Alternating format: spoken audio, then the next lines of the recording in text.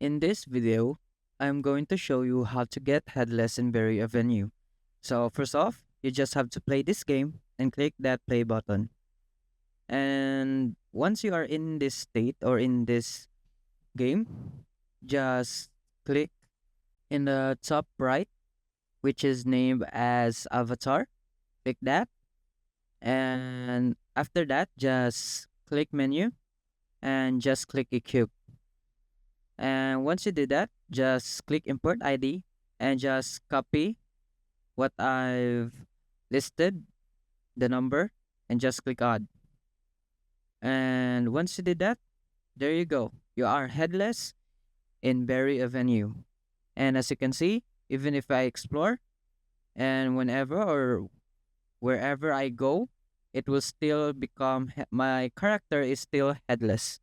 And that's it.